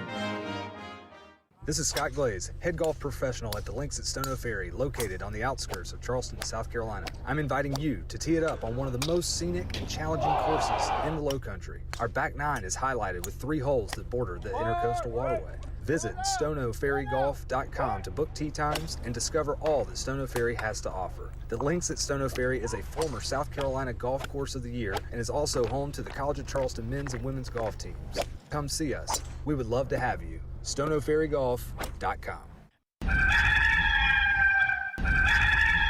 Hey everybody, what's going on? This is singer-songwriter Patrick Davis, and I might live in Nashville, but whenever I want to keep up with the South Carolina Gamecocks or even the Clemson Tigers, I can still tune in to JB and Goldwater because they are always live, loud, and online. And I sing hallelujah, I do believe it's happening. All right, 134, final segment on this Tuesday afternoon, August the 4th. Welcome back to the JB and Goldwater Show, driven by Stokes Volkswagen. To the phone lines we go, and that is where we find our friend, Paul Feinbaum's friend as well. That is Gene Sapikoff on Twitter at Sapikoff. He writes for the Post and Courier. What's up, brother? Can you believe it's already August 4th? I just can't believe it. You know, yeah. Football's coming soon, right? Football will be here sometime, right? Maybe? Yeah, didn't the NFL just have its Hall of Fame game? Oh, that not yet, but but they're practicing evidently. Well, I did right before I got on the air today, or about 11:30. I know you got the same email from Steve Fink that said that tomorrow Coach Muschamp has a press conference at 3:00. So there we go. We got Gamecock Media Days. We're fired up. 2 days ahead of practice. Gene, what's he going to say? Yeah, I think he's going to be very optimistic, knowing Will Muschamp in August, that he really sincerely likes this team, and I think he's going to say that he is going to have position battles everywhere on the field, and that he feels very upbeat going into a season in which the Gamecocks are really not projected to do all that well in the SEC East. It'll be interesting to hear what he says all about that. Well, what is let's say they play a 10-game season. What is a good season for South Carolina? 10 conference games. Well, we got to find out who those other two teams are first. That would be key. But let's just say one of them is really good, like Alabama, and one of them is not very good, like Arkansas. A good season would be break even, because, boy, most people have fourth or even fifth in the SEC East, and it's not so much that South Carolina has slipped, but that Tennessee has really come up, and that Florida's really good, and that Georgia's a national title contender. Yeah, and Kentucky returns a bunch of starters, including Terry Wilson, their quarterback, being back as well. Let me ask you about the timing of this press conference here tomorrow at 3:00 with Will Muschamp. I would think. I mean, he knows how the media works. I mean, he's going to be asked questions about the next two games on the schedule, unless in Muschamp form he just tease it right up at the beginning and says, "I don't know, so don't ask me." But do you think that maybe they know we're going to get an announcement before 3:00 tomorrow, so he can just go ahead and address it? That's probably about a 75% chance of that, but there are multiple issues that he would probably like to talk about and just kind of get off the board so that he can move on and deal with other things. So I think I was expecting coaches from most teams about now to have some sort of availability, because in real normal times we would have heard from them at their respective media days, plus maybe some sort of team media day, and so at least two real long opportunities for them to answer a lot of questions by now. And yeah, I think I mean, especially with us so interested in the Gamecocks around here, there's just so many good topics to talk to him about. There are a lot of good topics just generally right now in the world of, well, I'd say college sports, but it extends beyond that, as we're talking with Gene Sapikoff here, the Post and Courier. I want to get your thoughts on this Power 5. We don't know what's going to happen with the Board of Governors today, unless I've missed something and something has already come down, but I don't think it has. Let's say it is the Board of Governors saying we're going to cancel the fall sports for the FCS and D2 and D3, and now the Power 5 has said, you know what, because that also pertains to non-football sports, we may very well try and set up our own fall championships. We've heard about the Power 5 trying to break away.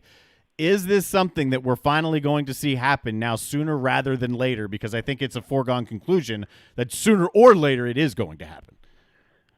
Probably. I think that there's a really good chance. I'm not sure on every single one of those sports or on some of those models that we've heard with, for instance, each of the Power 5 conferences sort of alternating what sports championship they would host.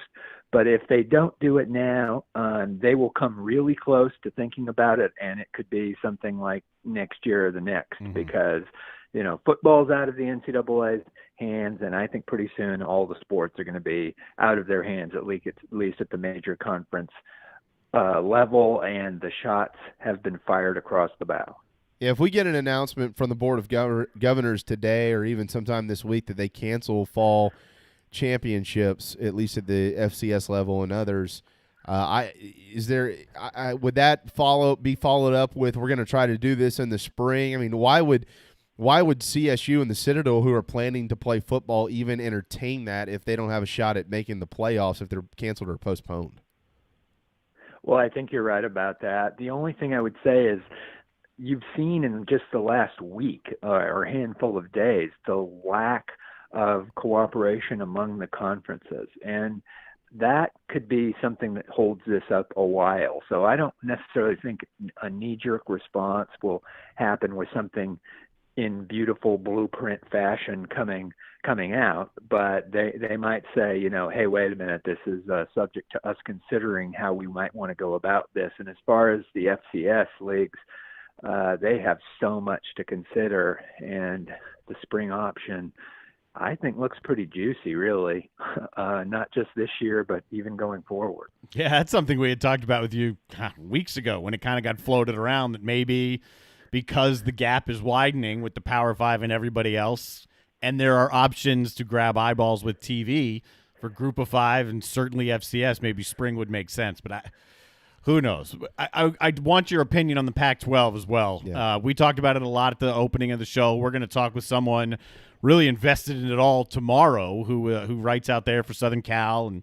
And when you see the list of demands, some are feasible, some are not feasible. What's the big picture that you take away from this? What exactly are these players trying to do, and what can they do? That's an interesting question, what they're trying to do. I'd really like to know what the brain trust of this thing expects to happen, especially within their range of eligibility. But there's two ways to look at it. First of all, I'm for any of the player safety things and have written 2 or 3 columns about just those things. Right. And I really admire them going out of their way for that, and they are all for that. But the other thing is they really just are scatter shooting there. I mean, asking for so many things. I don't see how you lump in player safety with name, image, and likeness, with racial justice, with asking the commissioner to take a pay cut. I mean, these are like really disparate things. They're not all the same things. And for instance, let's say you have trouble, you're not really liking some of the things at the place you work. You don't go to the boss and say, I don't like the parking lot. I don't like my salary. I don't like my hours. I don't like my boss. I don't like the cafeteria. At some point, you just like, hey, maybe this just isn't the place for you. Now, it's possible that the advice those players got, that they're smart enough to know that, and that what they're basically saying is we need to completely break this system. So let's just ask for all the things we can possibly think of, no matter how ridiculous they are. And in that sense, yeah, the system does need change. But just on the face of it, to lump in, for instance, systematic racism with Larry Scott, the commissioner's salary, with I'm afraid of COVID, safety protocols, I go to practice today, and oh, by the way, we need more money for name, image, and likeness. I just think they bit off more than they can chew there. Yeah, it's very interesting. I was Darren and I at the top of the show were discussing a lot of this, and I poked a lot of holes in this thing myself, Gene. I mean, there's some stuff certainly agree with. I mean, if you go all the way down into what is Part 4, economic freedom and equity, they did list on here the ability to complete eligibility after participating in a pro draft. If player goes undrafted and forgoes professional participation within 7 days of the draft, that is something that we should probably talk about. I mean, the pro to that is great. This kid should be allowed to go back and play college sports. The con is, well, what if you just have 30, all 35 of your juniors every year saying, hey, we're eligible, the heck with it. We're going to throw our name in it, and then a coach doesn't know how to plan. So, but those conversations, I get it. I understand them. They distribute 50% of each sport total conference revenue. Have they looked at each sport's revenue? Because football and basketball are the only ones that make any money. What about the swimming and diving teams? They don't even baseball. They don't have the money. It's not there. So there are a lot of holes in this. Yeah, there's a lot of holes. So if they are kind of laughing, while they send this in and say, hey, we're just trying to really wreck the thing and shock the world, and we hope to get a little bit of value out of this, that's fine. That's one thing. That's negotiating 101. But if it's almost like a bunch of middle school kids that came up with a bunch of complaints and lumped them all together. If that's the way they did it, then I feel bad, because it's really easy to shout this down then and not make any progress. You have to be realistic in negotiating. That's part of compromise. Let me throw this out there real quick.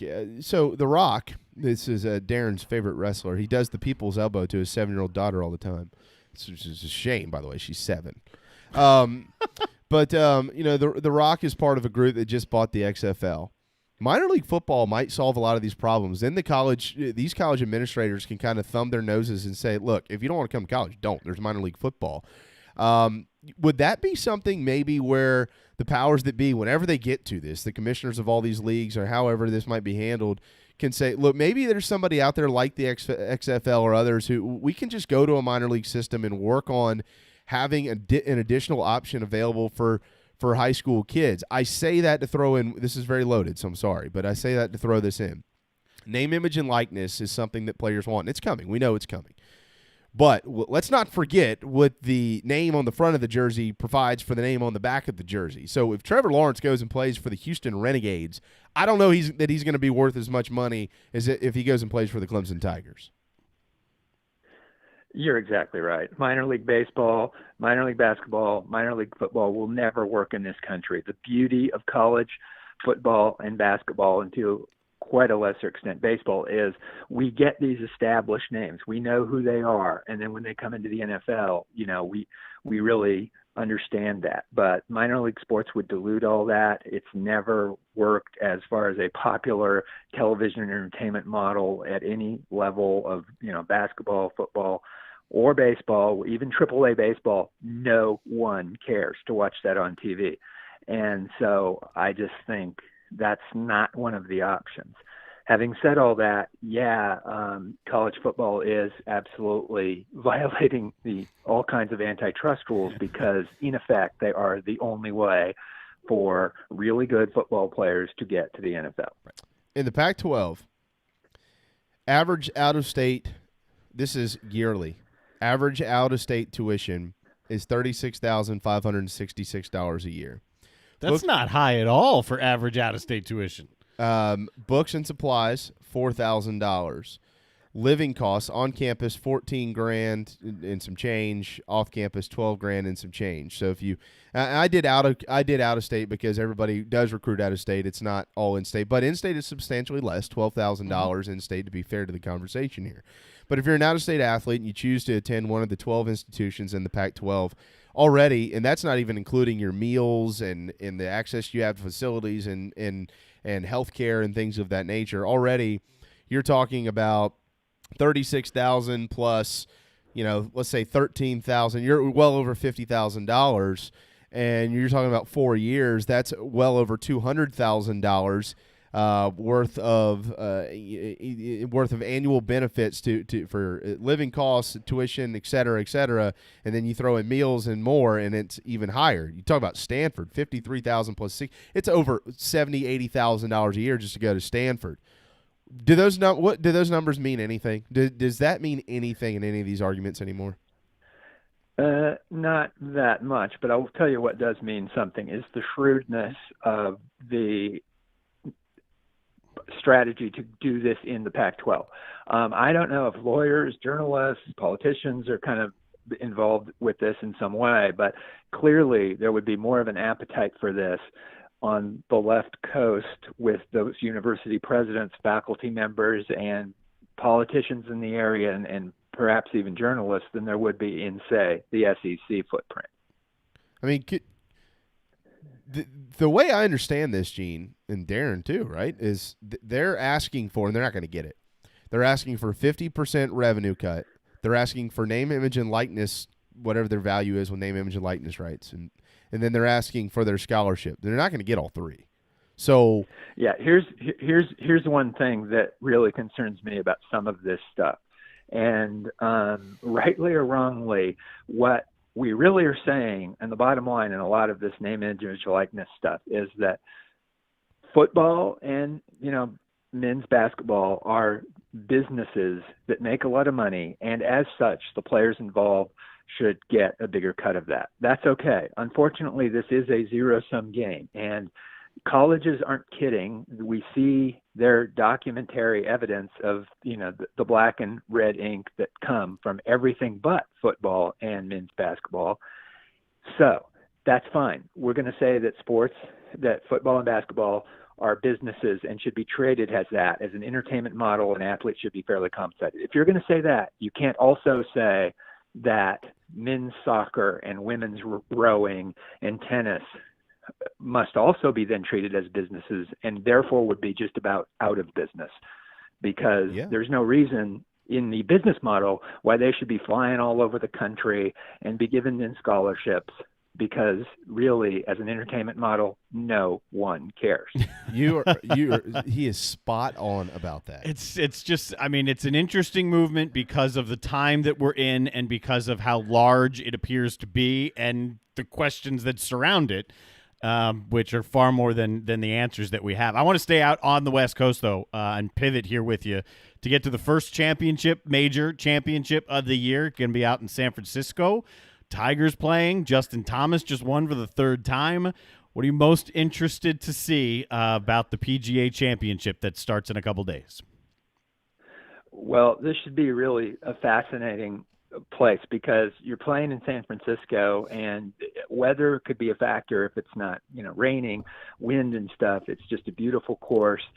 I think Tiger will be absolutely ready, but you're going to get Koepka and Rory and all these guys playing so well. DeChambeau has probably been thinking through this course for, months and months and months as he's been lifting weights and drinking protein shakes and stuff. So I think this is going to be really, really cool and just a beautiful backdrop, maybe not quite Pebble Beach, but close to it. And I'm excited about this major, and of course for us, I mean, it's not going to be at the same time of year, but the next PGA Championship is obviously set for the Ocean Courts, by which time I would certainly hope we have this virus under control.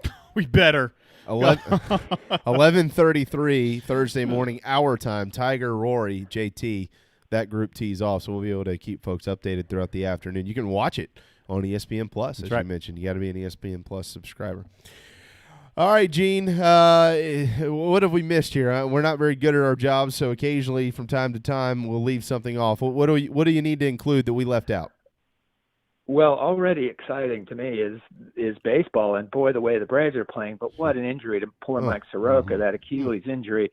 And, you guys both know that is a devastating injury. Maybe it's a 2-year injury, I hate to say. Especially since it happened this late in the year, although it's obviously not late in the season, but that's going to be tough for him to bounce back from that. And he was just pitching so well. I'd say at this point he was one of the top 5 pitchers in baseball. And I think, you look at the Braves and you look at how that National League already is shaping up. They need to go out and make a deal for a frontline starting pitcher. I hear, maybe the Indians are shopping some people. Maybe former Citadel pitcher Mike Clevenger would look good in a Braves uniform right now. But something like that, I mean, I think they are close, really, really close. And it's got to be, just so frustrating for Brian Snitker and the guys to just lose what arguably might have been maybe their MVP even right now. Yeah, especially with Fultonevich he didn't have it, so there's one gone. Now you got Soroka gone. Yeah. Speaking of MVPs, is there anybody who might deserve it right now more than Aaron Judge? Holy moly. No, and that's terrific to see because what a good guy, what a good family, and we got a glimpse of that when he was here with the River Dogs, and he's just, in fuego. I mean, he is just on fire. He's on fire. I'll not let you go before throwing this out. Word, I guess, is starting to trickle around that the ACC schools that were scheduled to play some FCS opponents, those games are still on the schedule as of this moment, including Clemson hosting the Citadel. Are you hearing that too? Yeah, I think that would be terrific. You know, the ACC said in their official statement that they wanted the schools to play a team in their home state, or, you know, have that game there anyway. I mean, it just makes so much sense. So that would be great for the Citadel. Boy, could they use the cash. And you never know how many more of those kinds of games in future years there are going to be. So, yeah, that would be so cool. What's in the paper this week, Gene? Outside of the fact that Will's going to speak tomorrow, I know that, but what else? Yeah, we've got all kinds of stuff. I still think there's a chance in 4 or 5 different ways that a South Carolina Clemson football game could happen this year. I'm writing about that for tomorrow. I also think it's interesting that pretty much everybody just seems to be assuming there's going to be a Clemson Notre Dame ACC championship game, and I am saying not so fast. I'll tell you, I think North Carolina, Miami, Virginia Tech might have something to say about that, and maybe even a few other teams. And on Sunday, I've got a really cool interview with April Shell. She is the daughter of Donnie Shell, former South Carolina State and Pittsburgh Steelers star, elected to the Pro Football Hall of Fame. He was supposed to have his induction, you know, this year in Canton. It's been postponed to next year. But his presenter will be his daughter, April Shell, who is a middle school principal in Columbia. And I've just been talking to her about her extra year of working on that Pro Football Hall of Fame speech that she gets. And she's just a wonderful woman. Fantastic. Really good week. It's always a good week in the Post and Courier with you, but really excited about that. Good stuff. Can't wait to read. Gene, thank you so much, my friend. Stay safe. Stay healthy. We need you. We need you around here, so don't let anything happen, okay? Thanks, guys. We need you two guys, too. Okay. All right. See ya. See you, Gene. Thank you. On Twitter, at Sapikoff, Gene Sapikoff of the Post and Courier. As always, thanks to Patriots Point for sponsoring our national anthem every day at 1 o'clock right here on the JB and Goldwater Show, patriotspoint.org, for more information to be able to visit the finest museum in all of the state of South Carolina, home of the USS Yorktown. HolyCityDriveIn.com to head to Patriots Point to watch yourself a drive-in movie on a Friday, Saturday, or Sunday evening. Hopefully you've been taking advantage of that. It will happen again this coming weekend. HolyCityDriveIn.com for that schedule. Now, it is time for everybody's favorite segment to end our program today on this Tuesday afternoon. What day is today? We go to the handy-dandy National Day Counter. By the way, Friday night at Patriots Point, Pretty Woman. Yep. Jumanji on Saturday and Hitch on Sunday. So another good weekend over there. Hitch is solid. Okay. Today's solid, too. Now, because of COVID concerns, I can understand if you don't celebrate this day, but Kissing Day. Nope. It is National Night Out Day. National Night Out Day. Yeah, go sit, in your driveway. Yeah, go sit in your driveway. Yeah, it's decent weather out there today. The storm brought in some a breeze. Yeah, if you want a night out, you can come spend the night cutting our grass. Okay. I don't want to do that. You can do that. And if you are going to sit outside, enjoy this. Enjoy this anyways. Why would you not? I'm going to pick some up on the way home. It is National Chocolate Chip Cookie Day. Oh, yeah. I mean, come on, man. Who doesn't love a chocolate chip cookie? Not if you're a friend of mine, you better. Can I give a free plug for somebody? Yeah. Actually, they're one of our partners anyways. Made Fresh Daily in Somerville and in Mount Pleasant, Honey Baked Ham has incredible chocolate chip cookies. All right. Incredible chocolate chip cookies. Honey Baked Ham. All right. Free plug. I love you, Mike. I mean. I love you, Mike. Free plug. By the way, get a sandwich while you're there. Or a ham for the next big occasion. Yeah. They got great turkey salad, too. And ham salad. And honey baked ham. All right, we are all but out of time here. Tomorrow will be a big day on our program. We do have J.C. Sherbert joining us from Chicago, Illinois at 12:30. Always a fun conversation. He'll have plenty to say on this Pac-12 situation. Hopefully by then, we'll also have SEC schedules. Will Muschamp going to meet with the media tomorrow when we get off the air, so I'll sign in and hang around with Coach for a little while, and we'll have that on Thursday.